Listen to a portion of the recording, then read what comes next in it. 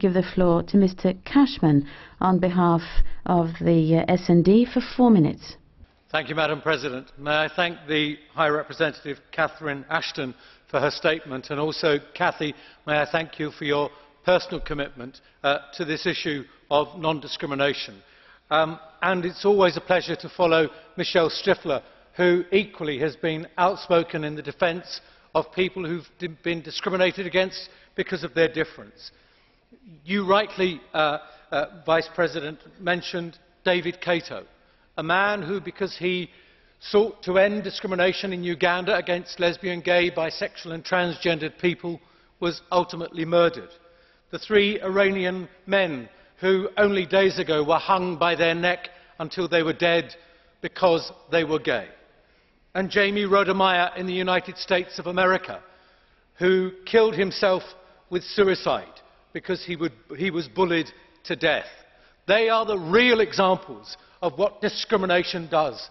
And those who speak out using either their belief or their religion or their politics on behalf of such discrimination support those who would murder and those who would discriminate, and by so doing they demean themselves. 1948, the Declaration of Human Rights, and yet that was what we had to settle with on the Cotonou Agreement.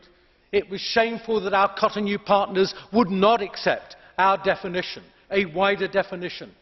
And it's a wonderful example that 63 years on, after that Universal Declaration in 1948, people still feel that we can find others to discriminate against in order to reinforce our position in society. And that is why we welcome, in the Socialist and Democratic Group, the resolution at the UN. It's a historic time, it's a turning point in the history of human rights. Sexual orientation and gender identity are at last increasingly understood to deserve equal protection.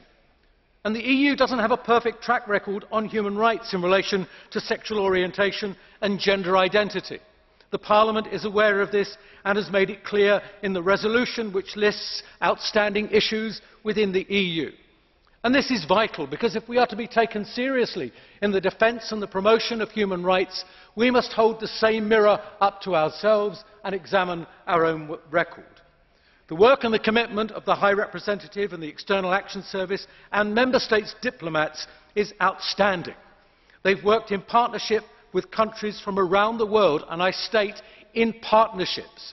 This is not cultural imperialism, because human rights know no boundaries and no borders. They are universal and then indivisible. And therefore, the Parliament is equally respectful of the ongoing progress at the UN and does not seek to dictate to it or influence its process. But with this resolution, this House wishes to encourage positive development for universal and indivisible human rights, both at home and in the world. I'm pleased in the lead that both South Africa and Brazil have given in their sponsoring and their promotion of the resolution at the United Nations Human Rights Commission in Geneva. It's groundbreaking work. We need to do more to support them. But equally, can I please give a plea on behalf of trans people? We need to depathologise their right to health. We need to end the fact that being trans is to be seen to be suffering from an illness or a sickness. To be yourself is no illness or no sickness. It is to demand that your unique place in the world is respected. And that is why we must do all we can to support this resolution, and I so move. Thank you.